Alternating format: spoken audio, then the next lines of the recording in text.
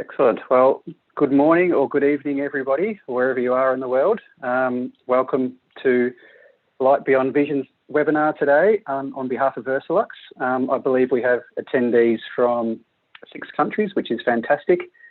So thank you for joining. My name's Andrew Tucker and I'll be your host for this webinar.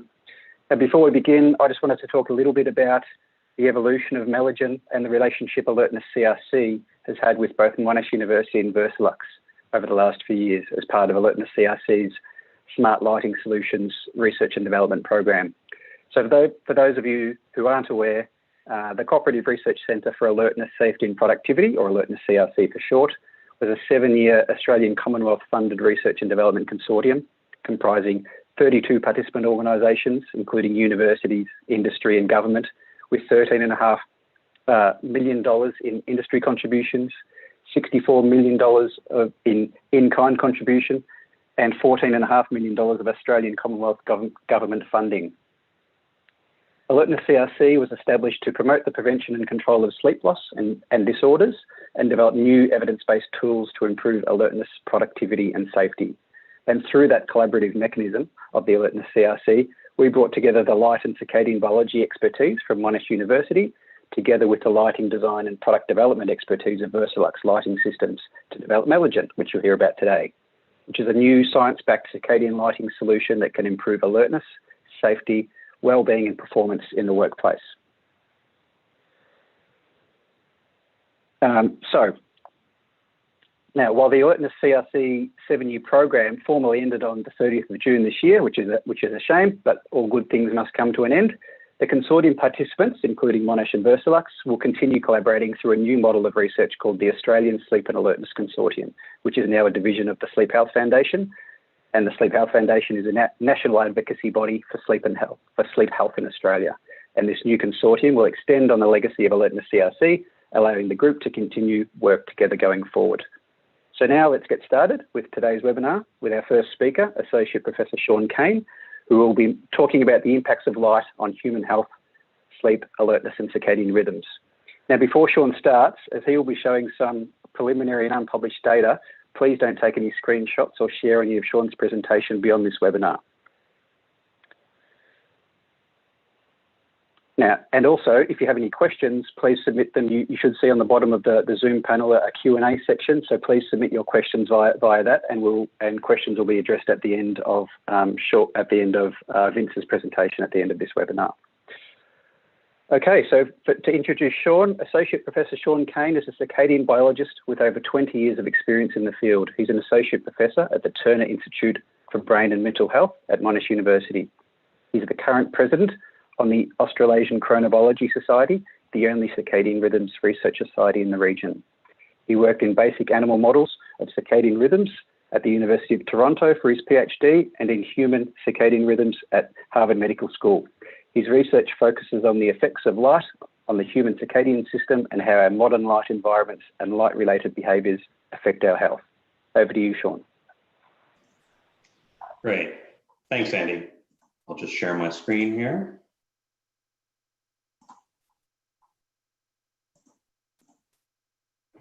All right, well, first things, I know everyone's saying, how can that guy have 20 years of experience? He looks so young, and thank you for that compliment. So I am obsessed with light, the effect of light on health, the effect of light on our body clocks, our mood, our sleep. And so this is what I spend most of my time thinking about. And at the end, I look forward to hearing some questions and feedback on what you think. Here you can see on the right my Twitter handle, so you can follow me if you wish. Hopefully I can get up to 1,000 followers soon. Today I'm going to talk to you for a bit on the scientific facts of lighting, impacts of health, sleep, thinking, and even feeling. So for a very long time, about over 4 billion years, life has been evolving on the planet. And as it's been evolving, the Earth has been turning on its axis once every about 24 hours. If you count up the number of times this thing has spun around to create a day and night, it's been about 1 trillion rotations. And that is a very long time to figure out a very powerful pattern. And in that time, pretty much every living thing on the planet has figured it out. So from bacteria, neurospora plants, insects, rodents, and us, we all operate on a 24-hour schedule.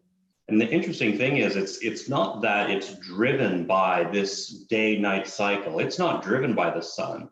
We have generated a 24-hour rhythm within our bodies.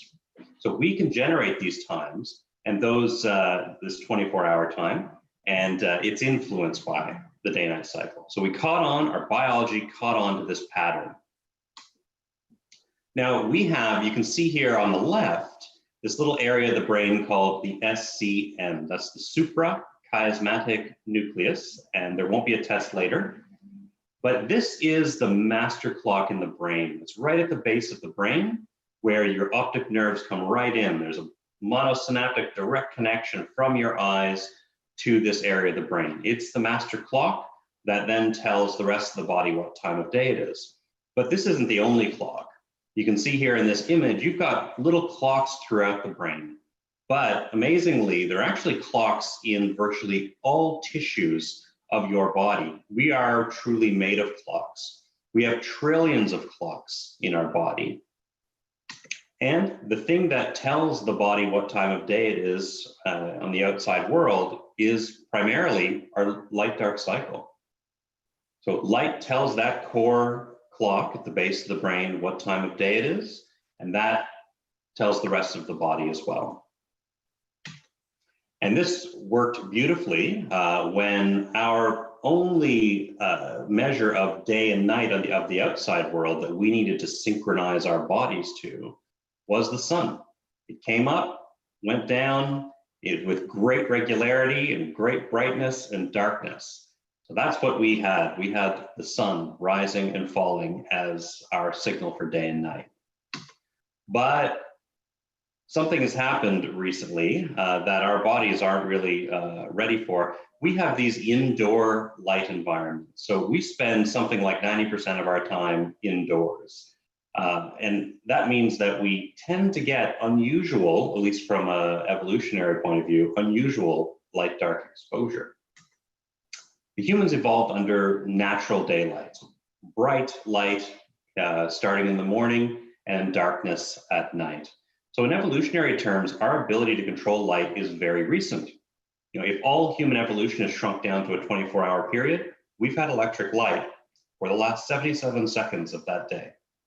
This is not an amount of time evolutionarily that allows us to have good and reasonable control and healthy control of our lights.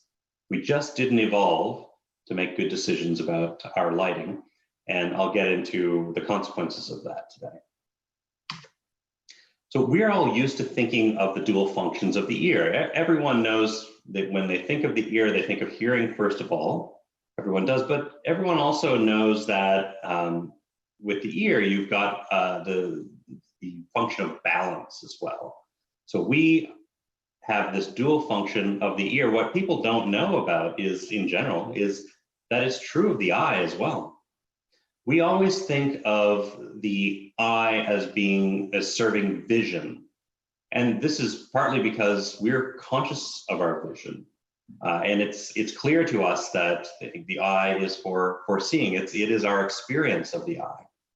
But what is unconscious, it's beneath the surface and actually far more ancient, is circadian photoreception. This is a non-conscious photoreception. It feeds information of day and night to that core clock. But interestingly, and I'll get into later, though that area of the brain, or that area of the retina, these called intrinsically photoreceptive retinal ganglion cells, they feed into other areas of the brain involved in emotional regulation and fear. And it's very ancient, kind of, as people call lizard brain type areas of the brain. So light in the eyes serves these two purposes. One, that conscious vision experience, but also it tells the body, is it day or night? And that's mediated through the circadian photoreception. And the photoreceptor in particular is called melanopsin. This photoreceptor is very sensitive to blue light. Well, we experience it as blue visually, but it's short wavelength light around 480 nanometers.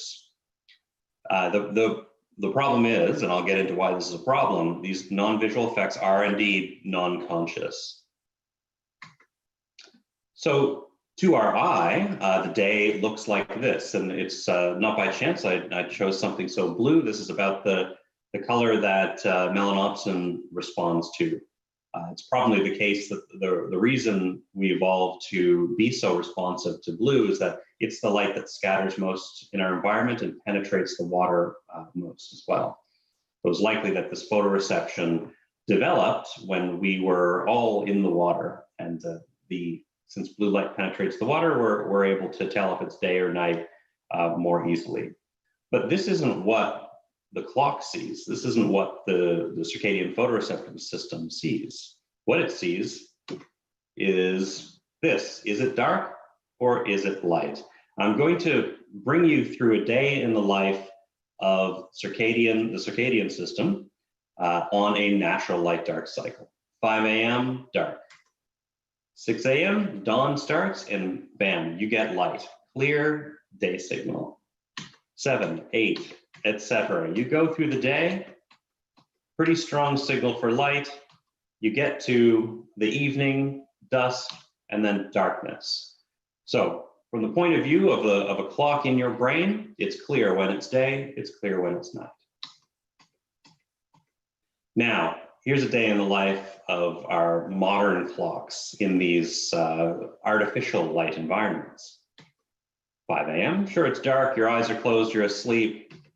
Light comes in through your window perhaps, or you wake up because you've got to go to work soon. You might get a strong signal. But you go to the kitchen, it's a little darker there. You commute at 8 a.m., well, we used to commute.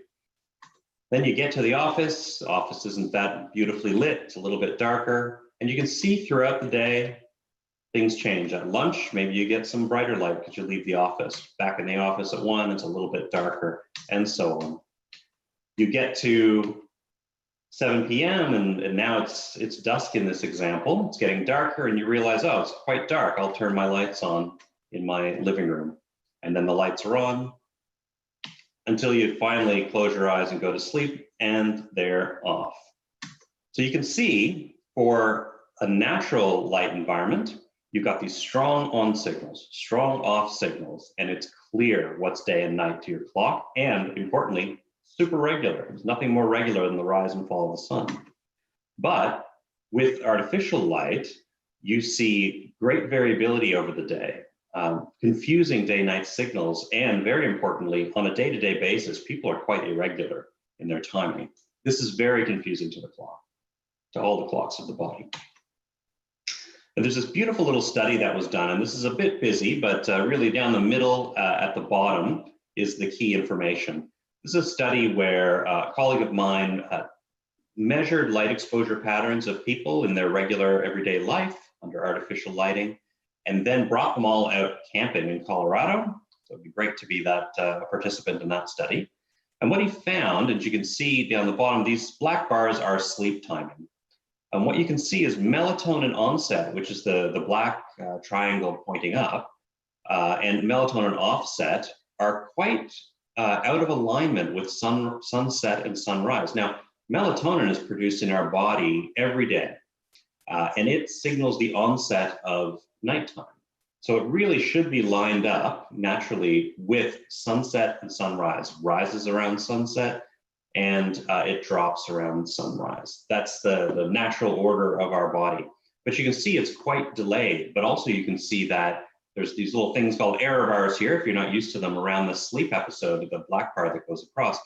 You can see that there's high irregularity, individual differences in sleep timing, also high individual differences in melatonin timing.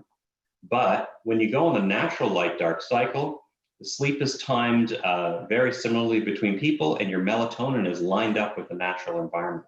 That's what happens when you have strong on-off signals. and when you don't have these irregular kind of middle of the road amounts of light, so kind of dim in the day and too bright at night.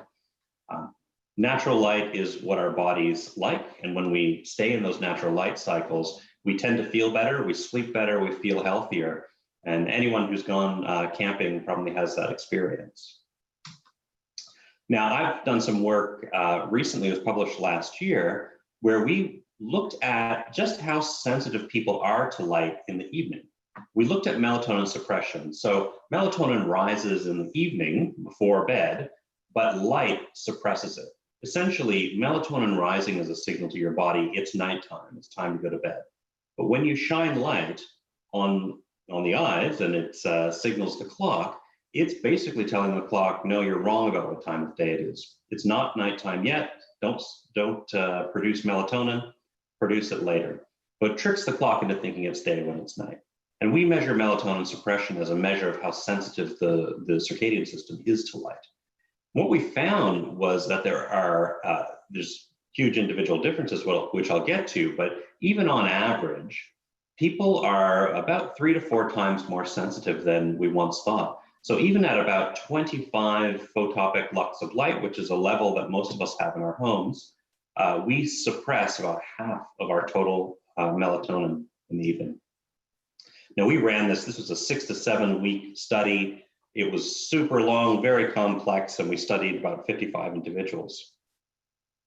Now, like I said, on average, people are very sensitive, but there are huge inter-individual differences. So for example, here in the pink is our most sensitive individual, and they experienced half of their melatonin suppression as we modeled it to only about 6 lux of light. That's dimmer than almost all of us have. That's photopic lux. Now, the least sensitive person had only reached 50% melatonin suppression at 400 lux, which is very bright. So there's a lot of individual differences here. And this paper was published last June, and I like to point out to everyone that Michael Rosbach was our editor, and he was a 2017 Nobel Prize winner in circadian rhythm, so it was in physiology or medicine. So that means I'm Nobel approved, and you've got to listen to me. But why I show this now is that there is growing and intense interest in lighting. And some of you may have seen a few stories in The Age on this stuff. It's really picked up. This paper is very, very much picked up in scientific literature. I'm still surprised to this day. I'm obsessed with light. I'm obsessed with light and health and mood and sleep. But I'm surprised at how many other people are really engaged in this idea. And I think it's because it all rings true. We all have these experiences, but because it's not conscious, it's not visual, it's something that's just under the surface, but it does ring true because it's a part of our everyday lives. Light is important. In 10 years, I believe that we'll all be living in different lighting environments. We'll all take this information about light and circadian rhythms and health to heart. It'll be commonplace. But for now, we're at a tipping point where we're moving into this new age of smart, healthy lighting that everyone understands. Now, this seems like a bit of an aside, but there's a reason for it. I created this device. It's a wearable spectrophotometer. I created it with these colleagues of mine down the bottom here. It is a Bluetooth-enabled device. It basically measures all wavelengths of visible light, and it allows us to model the effects of light on all of the photoreceptors, including melanopsin. You'll see here in this graph, it's measuring melanopic lux, or the effect of light on the photoreceptor melanopsin specifically across the day. So we can measure in real time the effect of your ambient light on your circadian system.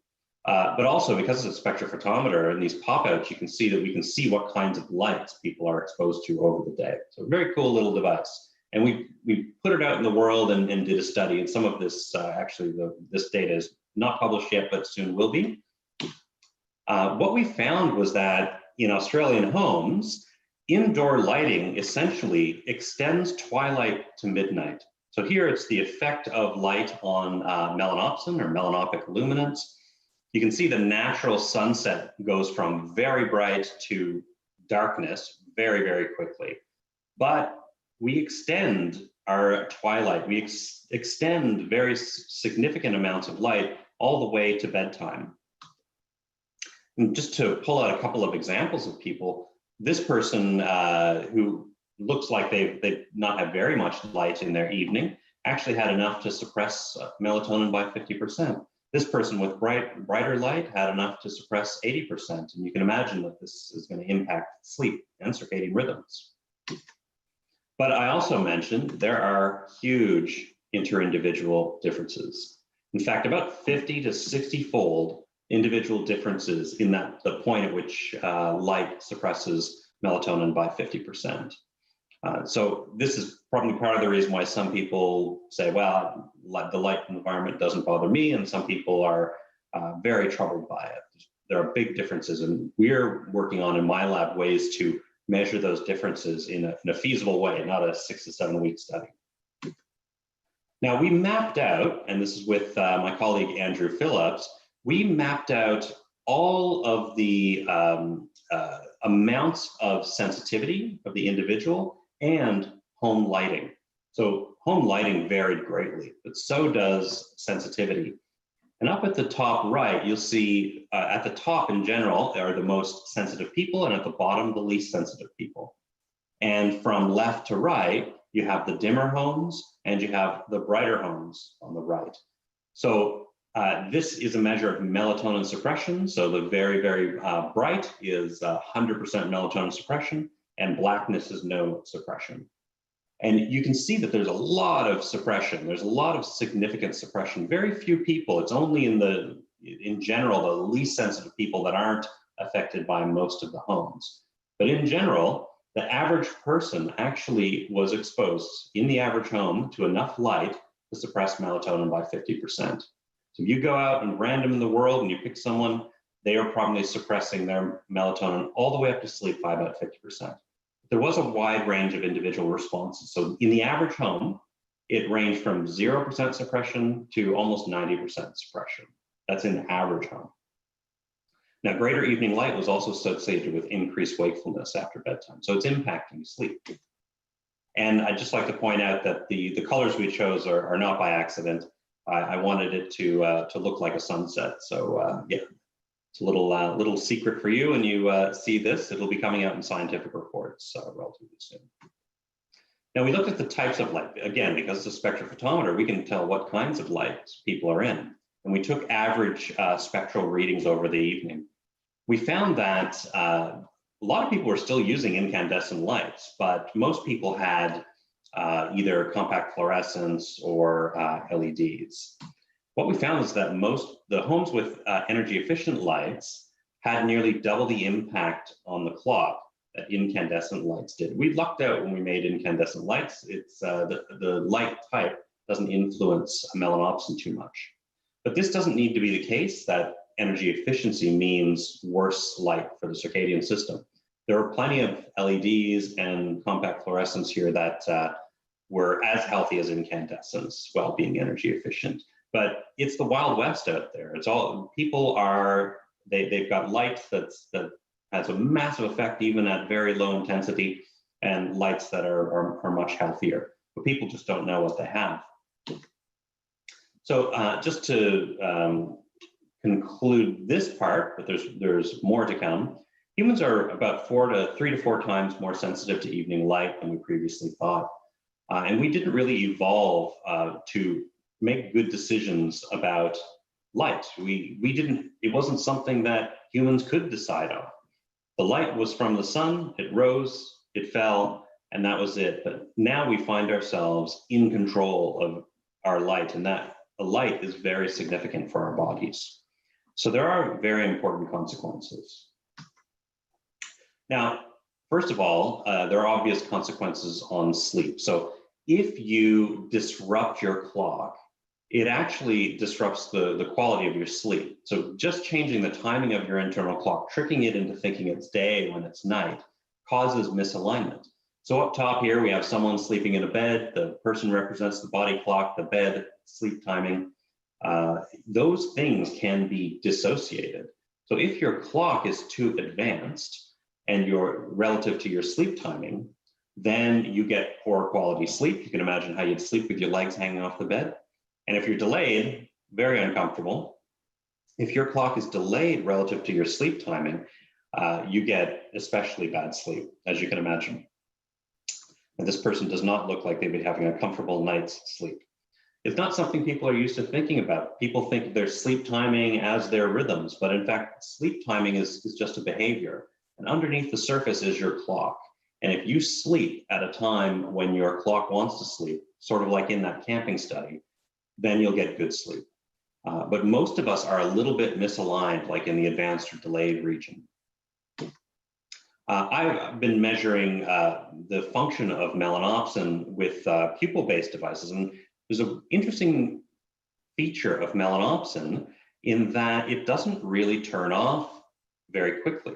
So unlike visual photoreceptors that refresh very, very rapidly, melanopsin evolved to tell, is it day or is it night? And so it didn't need to turn on and off and on and off. So it's quite slow to respond, and we use that to understand the function of the protein. So here is just on the middle bottom, we have these little 5-minute segments of darkness, and then red light, and darkness, and then blue light, and then darkness again. And you can see in the post-blue darkness, the pupil does not go back on the axis going from 2 to 6 here. That's pupil size. You can see pupil size doesn't go all the way back to baseline. It stays semi-constricted. Now, this is important. This shows that even in darkness, the pupil is still responding as though it's seeing light. You have no conscious experience of light, but your brain is getting signals that you are looking at light, because these photoreceptors, once turned on, don't turn off very quickly. And we found actually that the strength of that response is, amongst many things, related to personality traits related to bipolar disorder. So there are some people who are very, very responsive to light, especially blue light, and their melanopsin functions differently. Now, we mentioned bipolar disorder here, but there are other examples as well.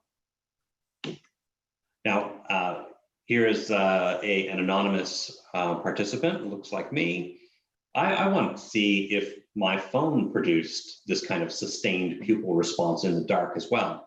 So I measured my pupil in the dark, then looked at my phone, it's an iPhone 10, and then darkness again for 5 minutes, and found actually my pupil stayed semi-constricted. So for people who are looking at their phones at night, if you are quite responsive, you will actually still be getting signals, even when you turn your phone off, that you're looking at light. And we've measured responses of up to 40 minutes, and that's just because we stopped at 40 minutes. And we see that this signal keeps going on. This is part of the reason we believe for delayed sleep-wake phase disorder.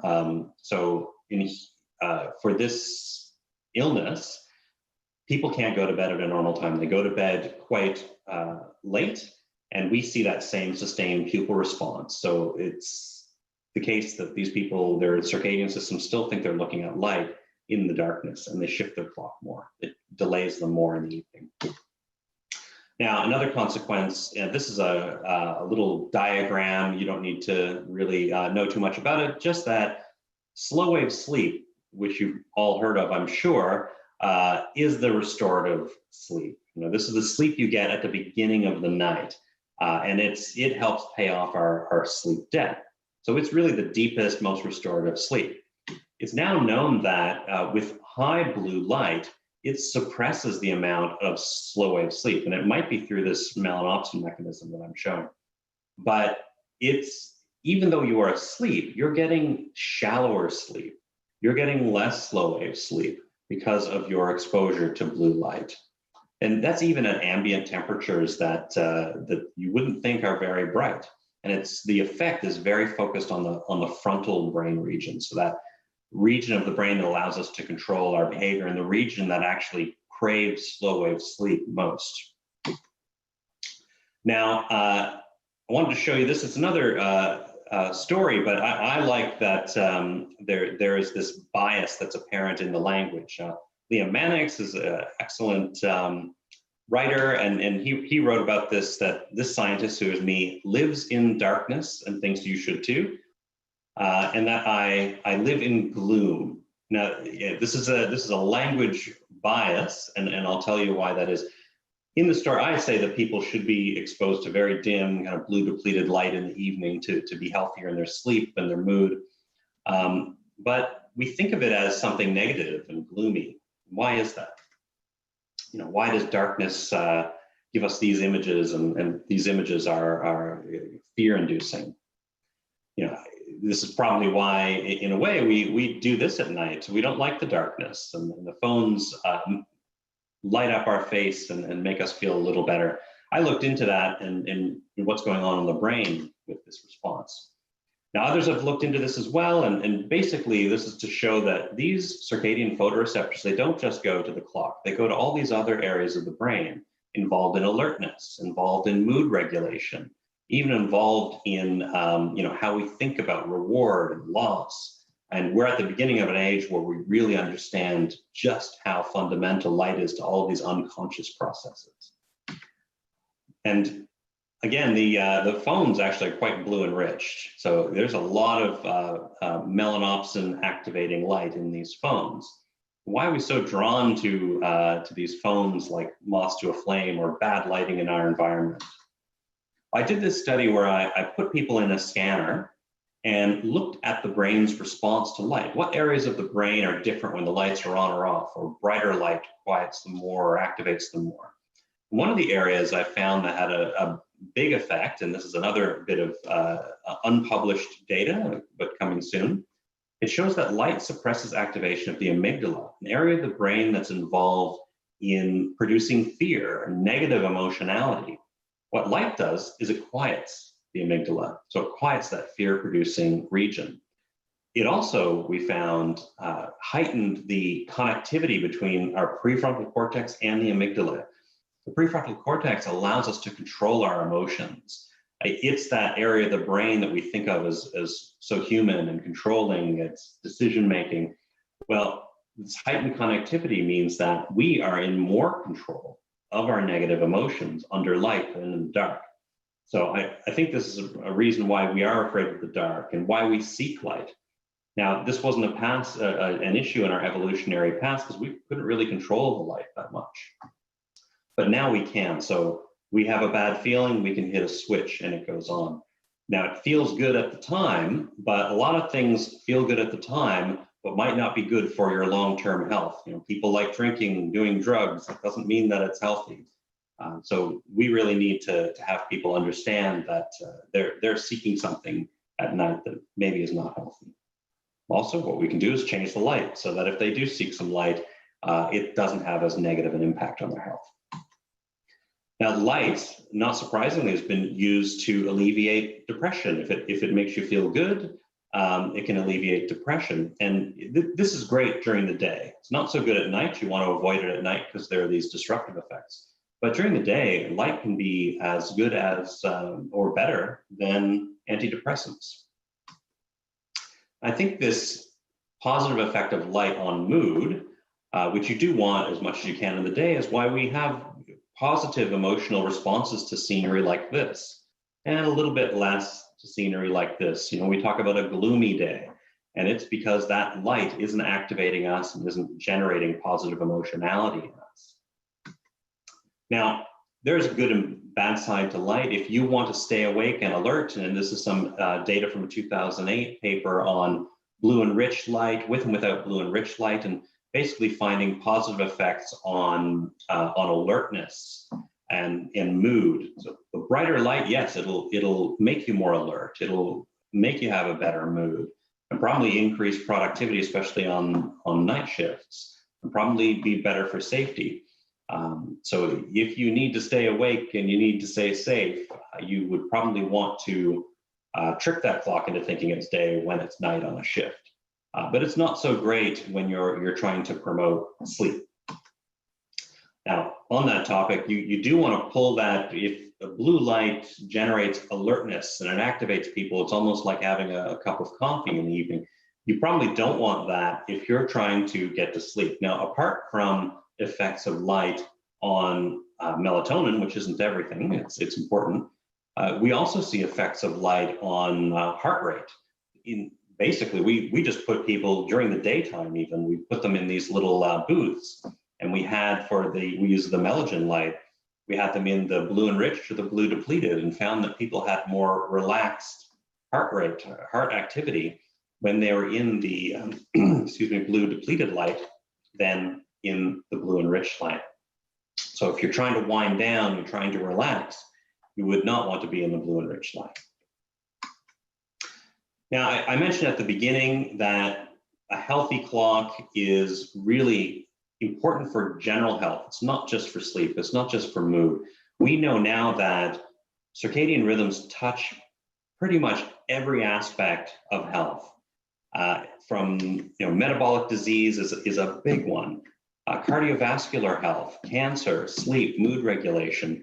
This is a fundamental system. It is the foundation of all of our health.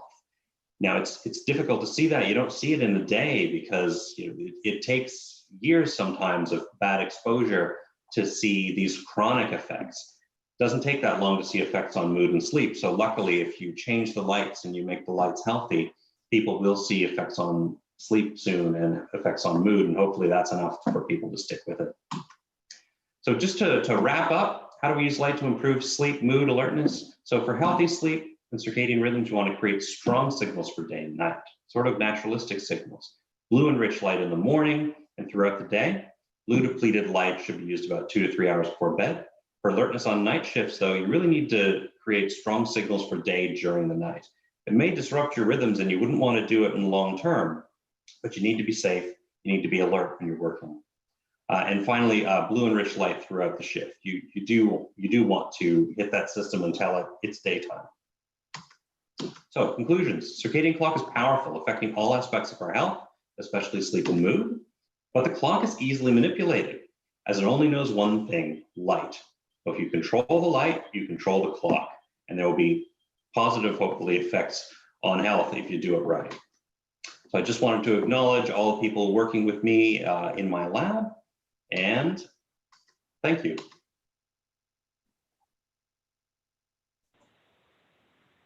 Thank you, Sean, for a fantastic presentation. As I mentioned earlier, we will have time to answer some questions at the end of the webinar, and I see we already have several questions in the Q&A section at the bottom of your Zoom screen. So if you have any, please feel free to submit them via that area. Now I'd like to introduce our second speaker, Mr. Vince Macri, to talk about the research translation of the science into lighting design and lighting scheduling. Vince Macri has been working in the lighting industry for over 30 years, with particular emphasis on healthcare. He was trained at Swinburne in marketing and sales management, and for the last 6 years, he has been the healthcare product manager at Versalux. Vince has worked closely with the Alertness CRC and Monash University for 3 years, where his passion and knowledge for lighting and lighting for wellbeing has grown significantly. Over to you, Vince. On my computer all day and I haven't had an issue, and then it's decided to have a heart attack. Anyway, thank you, everybody. Thank you for coming. As Andrew was saying, we have people from 6 countries attending, so it's very exciting, and do appreciate your support from everybody. I always find when I see Sean Cain present, he has a very calming effect on me. It must be that it's all the sleep that he's getting, but it certainly seems to be paying off, and I can't believe how young he looks. Lighting is very, very precious to me. As some of you know, had the opportunity of starting to go blind in my late 20s. And as a consequence, I've had corneal grafts. And so I'm able to see you through the eyes of 2 different dead people, one male, one female. But I learned to appreciate light in a very different way than I certainly would have otherwise. Today, I'll give you a very quick rundown on the Versalux journey, and we're very excited because of our relationship with people like Sean Cain and Andrew and many others at Alertness CRC have enabled us to come up with products that have us very excited and very much reflect where the science is. Our journey started 3 years ago. We were very keen to get involved and had started working with Alertness CRC and started looking at where the information was, where the science was. And what we found was there wasn't very much around at the time. This is literally the sum of all the knowledge that we had. We then found that there were a number of organisations, some of whom have been around for quite a while, that were certainly relying on what appeared to be very credible information, though unproven. And we found that there are many others that very much seem to be opportunistic. And it started getting very confusing. You can see there that there are many players. Some were really only up chasing sales, and it became very difficult to know what path to take. We had one European supplier actually say to us, we have to start somewhere with human-centric lighting, and we'll let the science catch up later, which isn't really a good approach, we thought anyway, but it just gives you an idea where it was at. We also saw that for many players in the market, it was more fear of missing out and trying to get on board before you miss the gravy train, I suppose. It was interesting last year, the Illuminating Engineering Society in the US posted a paper by a neuroscientist who clearly had a very similar experience that we did at Versalux. And I'll just quote his conclusion there. I've just extracted it there. In conclusion, the proposed criteria are inadequate. I'll just move my screen, I can't read all that. Are inadequate, inaccurate, misguided, and based on the lack of understanding of fundamental neuroscience. The methods of calculation do not follow accepted standard methods of scientific investigation and documentation of physiological phenomena. Now, this was basically a response to what people were calling human-centric lighting. And in actual fact, it was a direct response to one of the businesses on my previous screen who were making assumptions that weren't necessarily accurate. Early in 2019, we've not been the only ones who felt that frustration. Alertness CRC commissioned some new research. The goal was to be able to have a balanced approach that took on board the science, took on the available technology in order to be able to make it work and not cost it to a point that it actually would fail because it wouldn't get past the quoting phase, but also took into account the well-being component. And as you've seen earlier, Sean's ability to take the science and the well-being and make it all sound like one is pretty exciting and not something very easy to do with the science sometimes. So the actual goal was to of the research was to explore melanopic and photopic ratios and determining the impact of light sources on the human circadian system. There were a number of papers and studies that were looked at, a number of participants, and it was also updated in 2020. Before I go into the findings, I thought I'd just mention a couple of definitions. I've watered these down so that hopefully you can remember them during the course of my presentation. Melanopic lux is a term used to describe the measure of light which activates melanopsin in the human eye. This is primarily blue light at about 480 nanometers, and it's very similar to the blue sky. M/P ratio, or MP ratio, is essentially melanopic divided by photopic lux. This is a measurement that demonstrates a lamp's biological impact. The lower the decimal, that is 0.35 or less, the better the lamp is for light before sleep. The higher the decimal, the better the light is at suppressing melatonin and increasing alertness. If you can remember that, the rest will make sense. So some of the findings. Melanopic illuminance was strongly positively associated with melatonin suppression. This is kind of old news now, but at the time, there was not a huge amount of science that was very clear cut.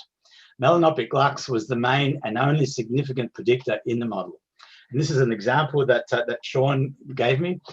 At an M/P ratio of 0.3, lights can be at 300 photopic lux before suppressing melatonin by 70%.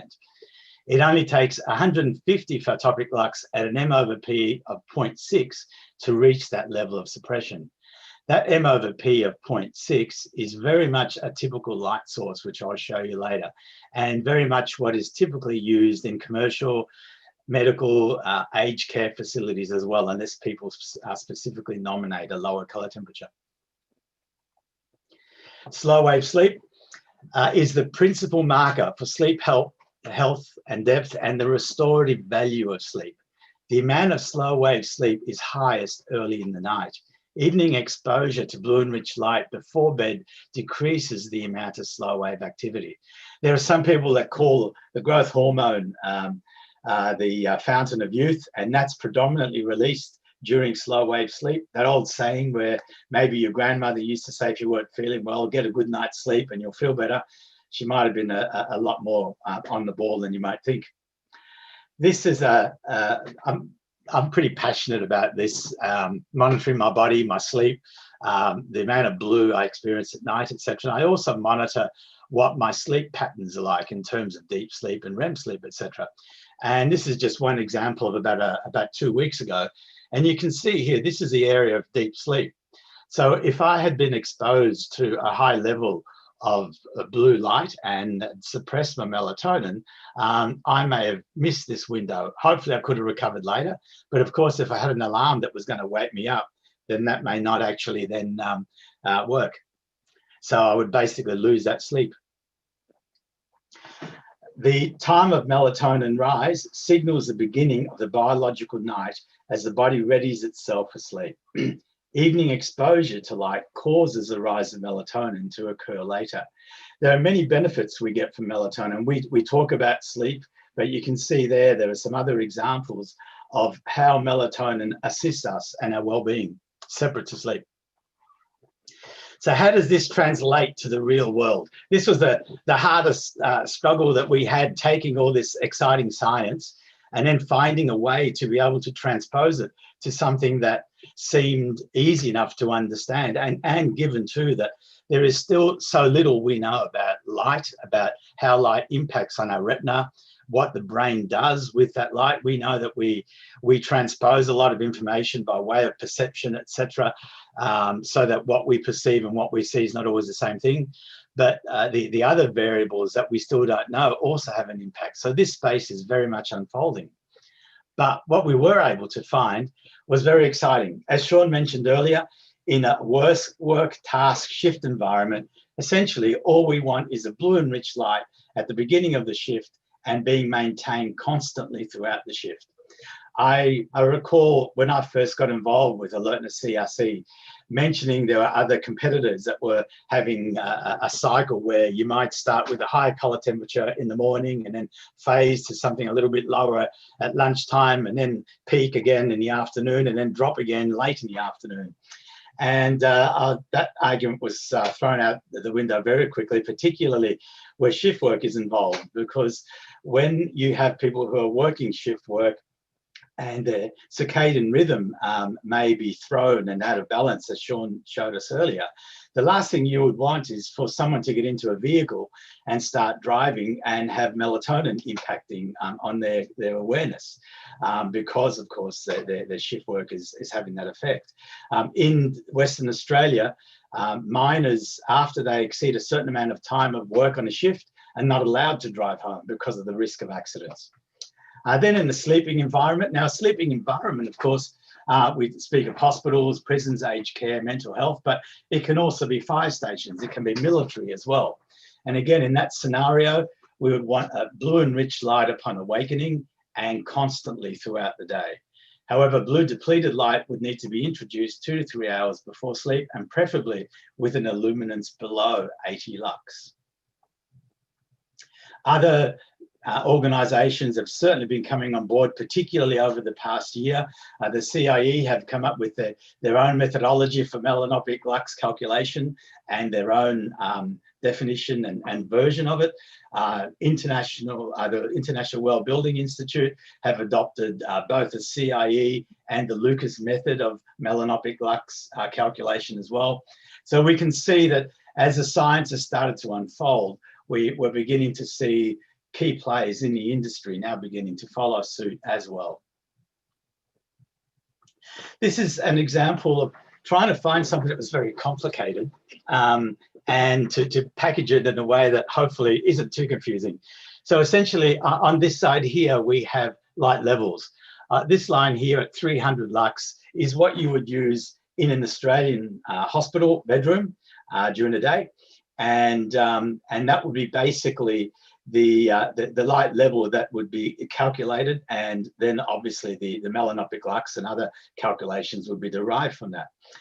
What we would suggest based on the science, though, is that approximately 2 to 3 hours prior to sleep, the light transitions from the blue enriched, which would be at least 0.6, and we'll give you an indication of what ours looks like in a little while, phasing down to blue depleted, and ideally phasing down to 80 lux with a blue depleted. And if that was achieved, you would be looking at basically a reduction of melanopic lux or blue light by 70%, which is quite a substantial reduction, and obviously increases the probability of people being able to have a better night's sleep, recover better, etc., and other influences such as mood, as Sean covered earlier.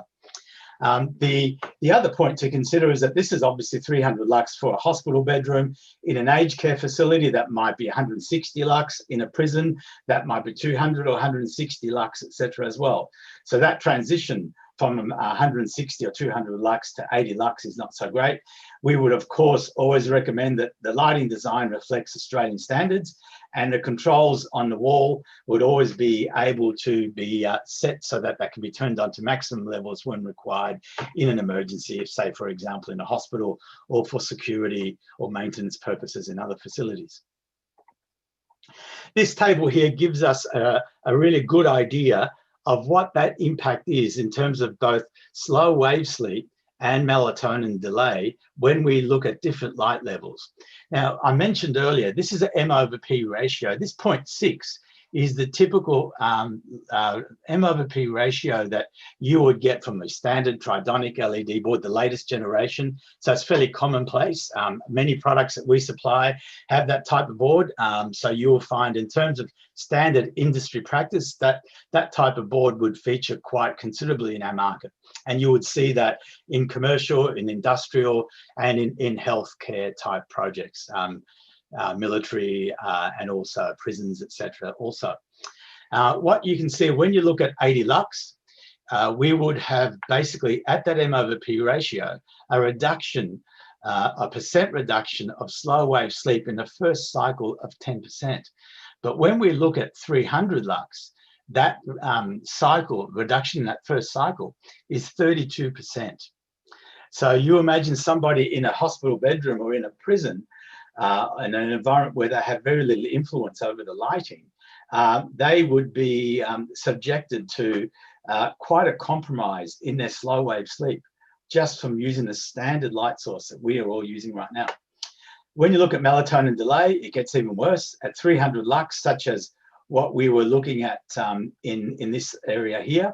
300 lux in terms of melatonin suppression translates to potentially the delay of 56 minutes in terms of the onset or the release of melatonin. It's worth taking into account, though, that there are huge fluctuations in people, and these are averages, as Sean had also shown us earlier. The other thing that's of interest with this is that there is at 300 photopic lux and your standard M/P ratio, there's 180 melanopic lux. That's 180 melanopic lux of blue light. When we go to 80, we drop down to 48. And of course, when we use the MelaGen at 0.35, we drop down considerably, which I'll show you in a few minutes. So as a consequence of the research that Sean and his peers had done, the alertness CRC had done, and that what we had worked with them in collaboration, we developed MelaGen. And the LED boards that came or that were developed are a direct consequence from the research that was made available to us. So we were pretty excited. What we've done is we have essentially 3 components. We have MelaGen Blue, which is essentially blue enriched. We have MelaGen Refresh, which is essentially blue depleted, and MelaGen Regen, which is really the combination of the two. So it's essentially one board with 2 LED chips, one being blue enriched and the other being blue depleted. We produced it this way so we can control it in a number of different ways that make it quite user-friendly, from standard DT8 DALI type systems through to standalone systems that can be quite independent and easy to install, where someone is retrofitting an existing installation like an existing prison or an existing hospital. We also have a patent pending. We got a lot of support from Alertness CRC. They were quite excited with where we finished up with this, and they have helped us in the development of MelaGen and in the patent. You'll notice though that in order for us to achieve the high level of blue M/P ratio we have here, we are still able to keep the color temperature down to 4200, which is very, very rare. In all honesty, I couldn't think of more than 2 or 3 people that I know of in the world that are actually able to achieve that. And then even more exciting is at a color temperature of 2200 to actually achieve a color rendering of 90. And I'll touch on why color rendering is important in a few moments. And that's at 0.35. Some of our data, once the website is updated, it may change. Versalux is transitioning from melanopic lux via the Lucas method to melanopic lux EDI via the CIE method, as that looks like it's becoming the industry standard. So some of our M/P ratios will change as a consequence to reflect that transition. Now, this gives you an idea of the spectral power distribution of the both the MelaGen Blue and the MelaGen Refresh. And you can see, obviously, we have a very, very high level of blue here. And as we've mentioned earlier, 480 to 490 nanometers is the sweet spot in terms of sensitivity for melanopsin in the human eye. You'll note that if you look at some of the other spectral power distributions by some of our competitors, they will often peak in this area and not in this area here. And this is, of course, the area of primary focus for Versalux with Alertness CRC to actually be able to increase the efficiency of the luminaire, have it so that it is acceptable from an aesthetic viewpoint, from an architectural viewpoint, but also have it as close to the mark as possible to have the greatest impact on human physiology. And as you can see here, the blue depleted is the total opposite. We've removed a considerable amount of blue with still a lot more emphasis on the more natural colors, still able to achieve a CRI of 90.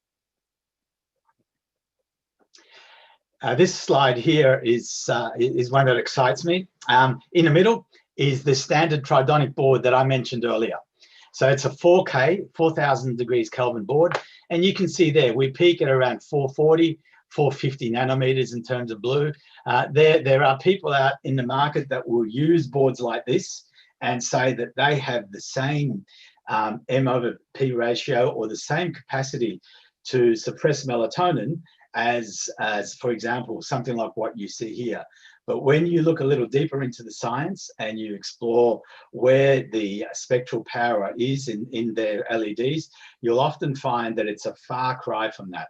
We've seen people use tunable white systems that have to go to 6,500 degrees Kelvin in order to be able to achieve the suppression of melatonin like what you see here at your standard 4,000 degrees Kelvin.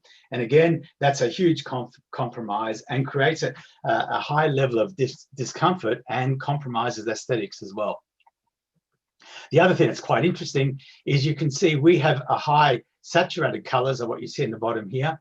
The R9, the saturated red, is very, very high. It's in the 90s. In something like the latest generation board, unless you nominate something different from CRI 80 plus, you have a saturated color of red of 4. So that's a huge compromise. So why does color rendering matter? Why would we think that looking at something that on paper gives us an indication of looking more interesting, but how does that actually impact on us? The biggest difference is that you can see when looking at images such as what you see here, colors are reduced. Sometimes colors can be eliminated or shades of color can be eliminated. So what you can see here is you might see similar colors, but the shades of color could be halved or reduced by 80% just by changing the color rendering. You can see the example here. Again, the difference when we have a high color rendering and a low color rendering. Cyanosis is critical. I mentioned cyanosis actually to remind me to share a story with you. Cyanosis, of course, is basically the capacity to be able to determine if someone is having a cyanotic episode, essentially lack of oxygen in the blood, they start to turn blue, etc. We have standards and other things about that which are actually contentious. But color rendering, irregardless of whether the standard is contentious or not, is critical. When I was born, my mother had a massive hemorrhage and she lost the majority of her blood. She turned grey, all her veins collapsed, and she had scars on her wrists, her elbows, back of her knees, and on her ankles, where the surgeon, it was a cesarean section, where the surgeon had been slicing her, trying to find a vein. And he finally found one in her ankle, and was able to give her a transfusion. So color rendering is far more significant, and I'll give you a few other examples in a few minutes. Vertical light is important. Safety and security component is important as well. To bring that home, this is an example of, on the left, what poor vertical light looks like. On the right, high vertical light and also high color rendering. Now, in a prison scenario, in a hospital scenario, if you're looking at someone, you might be a nurse or a doctor, you might be a security person, you might be at a nurse call station. When someone is walking by or sitting in a waiting room or sitting on their bed, if you see more detail, more color in their face, less shadow on their face, you're able to discern more quickly what's actually going on for that person. If that person was in a mental health scenario or in a prison, and they were angry, they were snarling, they had a look of aggression on their face, the more clearly you can see their face from a greater distance, the more time you have to respond and take the appropriate measures. So it's far more than how pretty a strawberry is going to look or how pretty colors will look. This can actually make a difference. And of course, in my case with my mother, if there was higher color rendering, it may actually have been easier to find her vein. So, in summary, before that, this is an article I stumbled across and it got me very excited. Some research was released about 2 years ago, and basically it reveals that people can correctly identify with 75% accuracy expressions of emotions in others based on subtle changes in colors on their nose, eyebrows, and chin. That's pretty amazing. Some of the tests I've done, and when we update our website, we will have some of these papers, etc. They're available for you to see, but were quite staggering, based solely on subtle shifts in blood flow, color around the nose, eyebrows, and chin. A connection exists, they found, between the nervous system and emotional expressions in the face, that people can read emotions and determine people's feelings and not actually even know that that's what they're actually observing, but know that at an unconscious level. And they can do that with 70% accuracy. In actual fact, what they've since done, and for those of you that are into conspiracy theories, I'm sure you're like that. Those of you that know me probably have a wry smile on your face. What they have done is they've actually developed a computer algorithm, and the computer algorithm, just by looking at a change of blood flow to the face, can read with 90% accuracy what emotions people are experiencing. So it's just another example of how important color rendering is. This example here, just to show you what they did, is they used, I think it was 16 faces from memory with a number of different facial expressions. And then what they did with the computer is they actually added color where they thought the nuances for those emotions would change, whether someone was happy or someone was surprised. So the one on the left is happy, the one on the right is surprised. And they basically did that with makeup, or in this case, some of these ones here with computer coloring in Photoshop. And people were able to differentiate those emotions with 70% accuracy. So color rendering, we are beginning to see, is far, far more important. So in a nutshell, we were able to take the science with a lot of support from Alertness CRC, and from Cain and many others at Monash University, to work with the technology which is still unfolding and getting more exciting by the week, and to integrate that into a form of well-being that takes on board all the different components that can actually empower us to make a huge difference in our own lives, and in the lives of those that we work with, and in the areas that we work in terms of design as well. I hope that you were able to get something out of this, and hopefully get the vision of the passion that certainly Sean and I have. I'd like to thank you for your time, and hopefully you'll work with us in the future. Thank you very much. Thank you, Vince. Fantastic.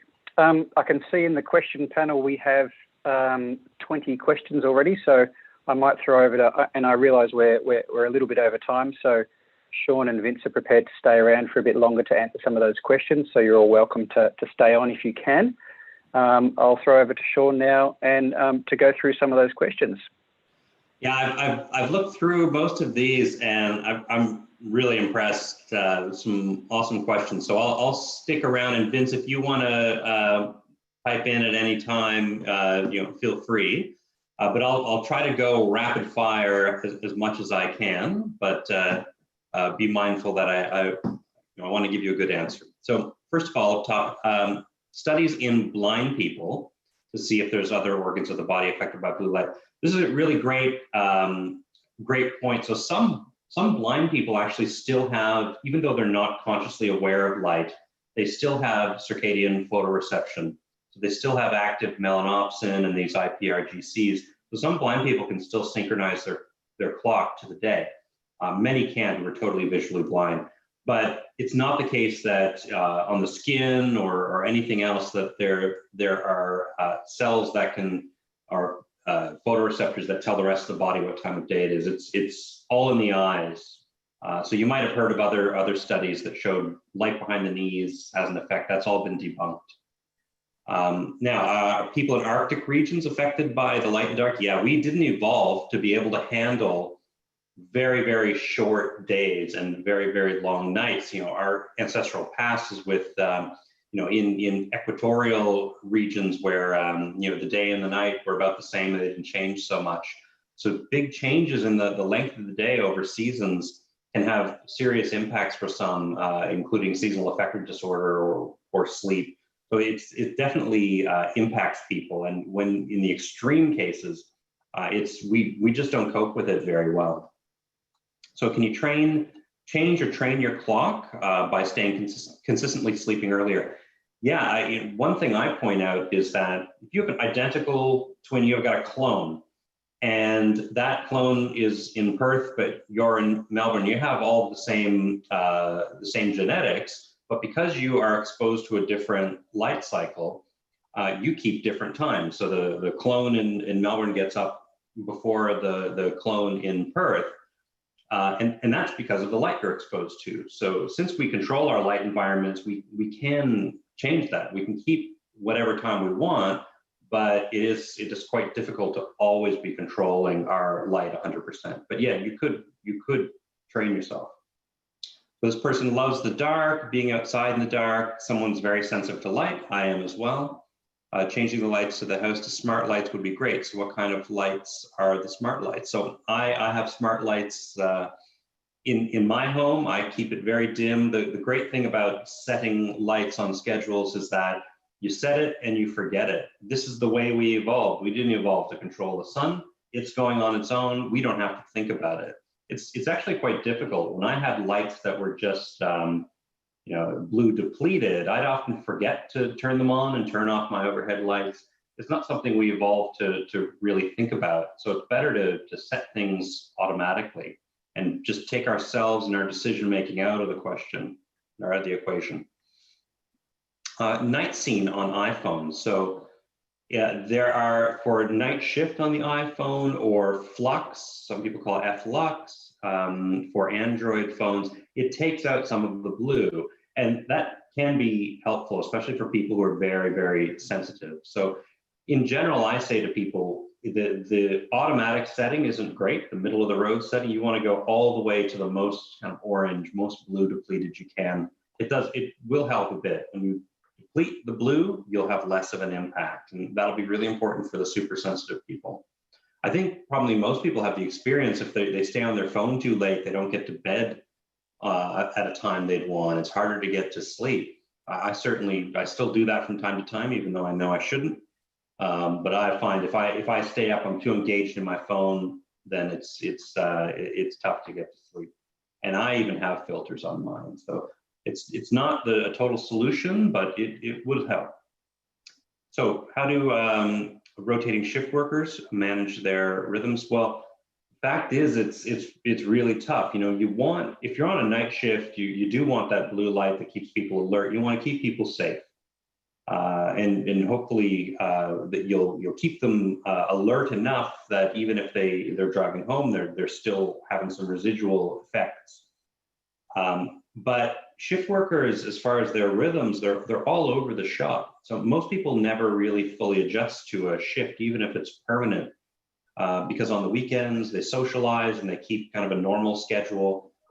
So shift workers never really fully adjust. It is possible, but it's not something practical that happens. So in general, when it comes to shift work, we care about the acute effects, keeping people safe on the job. It's never the case that you're able to fully adjust the clock so that the night is day for someone. It just doesn't happen very often. So the dilemma of shift workers, what's the right approach? In general, it's tough to know when the biological timing of someone. So I think the right approach is to just promote alertness as much as possible on a shift. You don't want people falling asleep on the job and hurting themselves or others. That's the approach. I wouldn't personally ever want to see someone working long periods of time, years and years and years on shift work, because in the long run, it's not good for your health. But you really have to think of the acute effects. You have to think of people's safety. You got to keep people as safe as possible on the job, especially since as an employer, you're responsible for the safety of people working for you.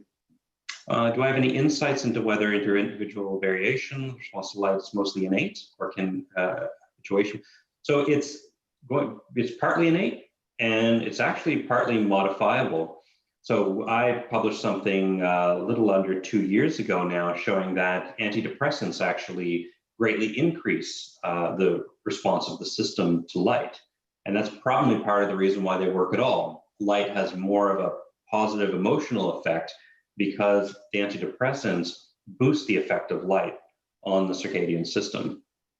But here, the second part, for example, if someone always has light coming in their bedroom window at night, there are thoughts, although it's not a lot of this work isn't done in humans, that your history of light exposure impacts how sensitive you are. So there is some evidence for that, but more needs to be done. It's certainly possible. All right, slides be shared. Not my slides, I'm afraid, because I present a lot of stuff that's not published yet, although some of it you'll see in a few weeks. Some of it you won't see for a few months.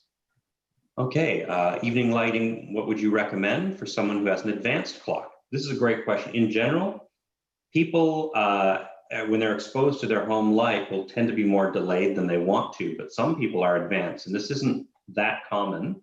But what you might want to do is actually expose yourself to more evening light. So maybe you don't want to go blue depleted 2 to 3 hours before. That's kind of for the average person. If you're very advanced, maybe you do want some blue depleted, maybe up to an hour before you want to go to sleep. And that'll delay your clock. You also, if you're too advanced, you might actually want to avoid morning light. So morning light will tend to advance you more. So get some blackout curtains so you're not getting that morning light that's keeping you advanced. So I would do those things in general, just to shift your clock properly. Does sensitivity vary with age? Yes. I've got some research showing that young adolescents, the younger people, are more sensitive, and older adolescents are less sensitive, and others have shown that with advanced age, you become less sensitive still. So this is something that certainly matters, and you need to keep this in mind when you're choosing lights for different ages of people.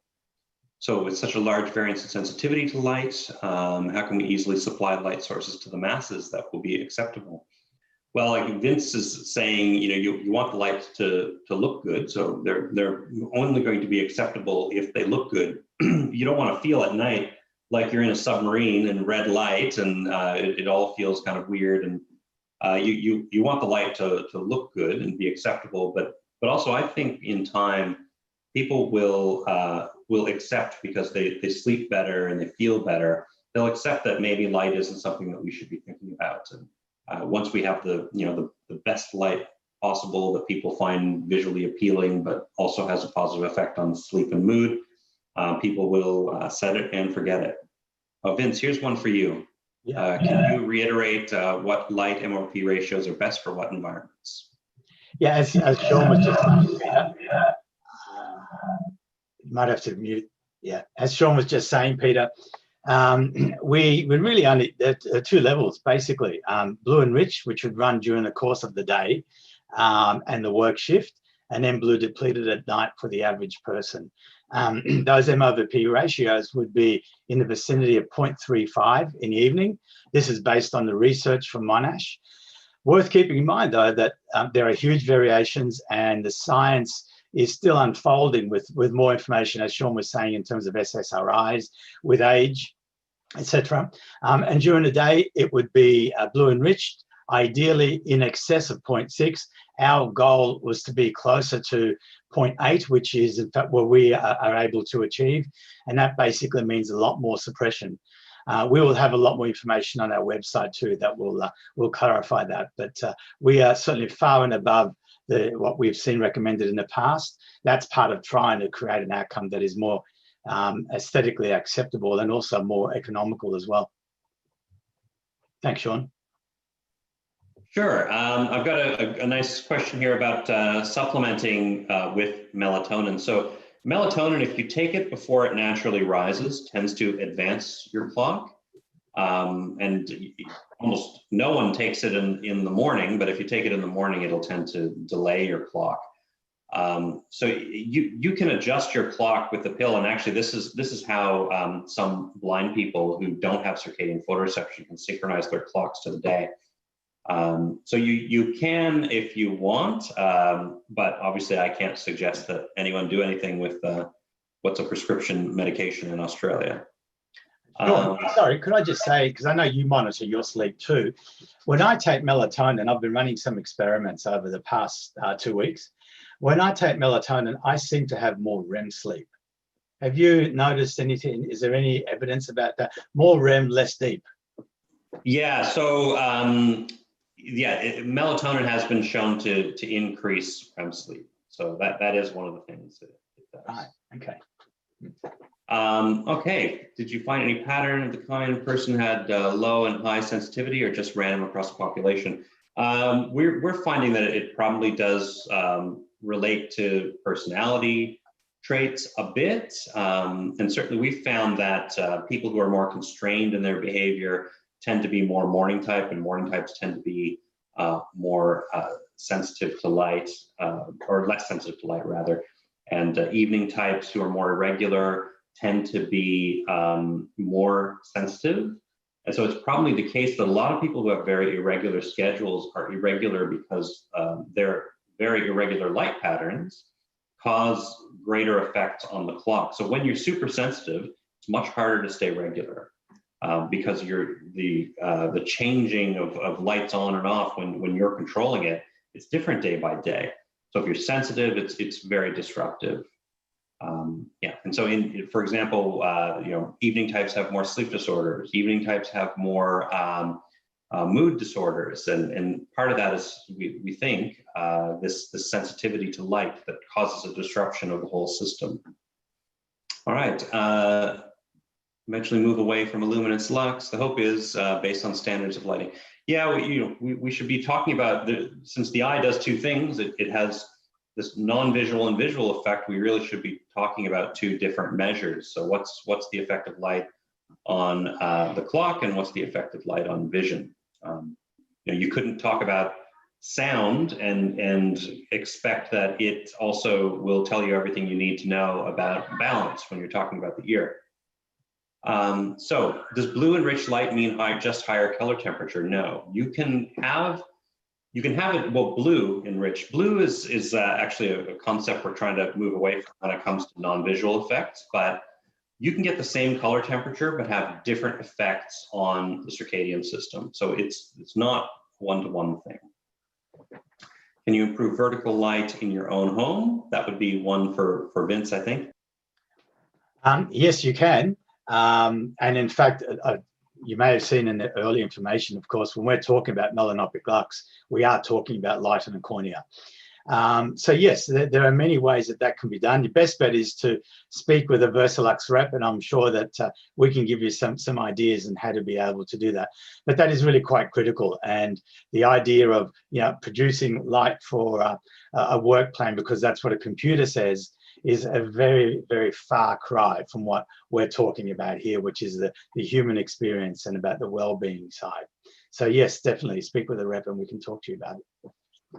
Thanks, Sean.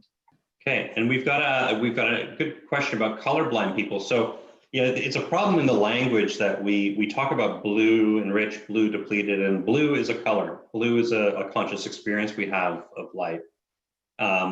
But that's not what's going on with the circadian system. So for colorblind people, I mentioned that even completely visually blind people can still have circadian photoreception, and certainly colorblind people do as well. Now, the actual answer is more subtle than this. The visual photoreceptors actually do feed in to the cells that contain melanopsin and modulate how it responds. So colorblind people, you might see different responsiveness, but in general, you'd still have lots of input, even if you're colorblind. It's a good question, but the full answer is very subtle. Besides our design choices, through client education, how do you see a way to force changes required to control the use and abuse or the wrong artificial light colors and techniques for wildlife as well? This is a good question. We've got blue light scatters a lot. It creates a lot of light pollution, and we should be very mindful of that as well. So Vince, do you have anything to add to that? I think that organizations like the IES in the US, CAE, and Well Building Standard are all really starting to push towards understanding and accepting responsibility for the impact that blue light has and where it's appropriate and where it is not. So my gut tells me we're going to start to see maybe in the next few years some litigation somewhere, probably from a shift worker or something who maybe has an accident on the way home.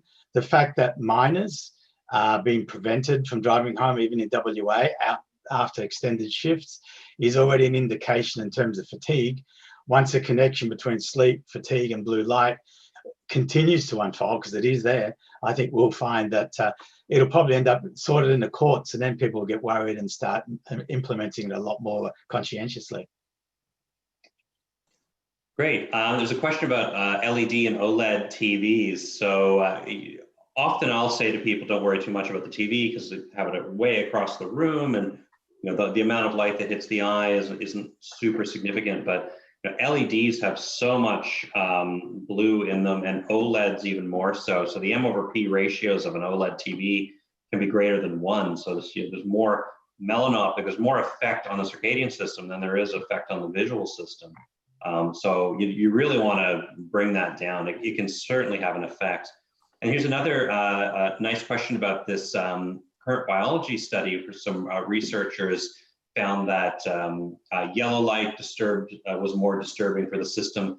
This goes back to this interaction of visual and non-visual. So it is the case that the more melanopsin there is activating light there is, the more of an effect there is on melatonin and the circadian system. But the visual photoreceptors interact with the cells that contain melanopsin. And so you can potentiate the effect on the circadian system with that light. It's still the case, though, that less effect on melanopsin is going to be a less of an effect on the clock. And that study doesn't disagree with that at all. So I know there's a bit of confusion there, and it's unfortunate that a lot of the stories written about it didn't clarify, but that's because it's a really hard message. It's a very hard message. But in general, less blue, less of an effect, because it's blue that activates circadian photoreceptors. And the authors of that paper would agree with that. Recordings available? Yeah, I don't think so. What I'm just sending a message now, Sean. There is a live stream which will remain live for 24 hours and will come down tomorrow. So if any of you have had issues viewing it, it wasn't an email that hopefully you got last night. It'll come out now, but it is really only via this link. It's a private viewing. And as I say, you have 24 hours to view it. So you'll just see that in a minute in my chat. There you go. Right. You should see that now. Great. So there is a question about the school of thought that there's more of an impact of artificial light on one hemisphere or the other. Never heard of that.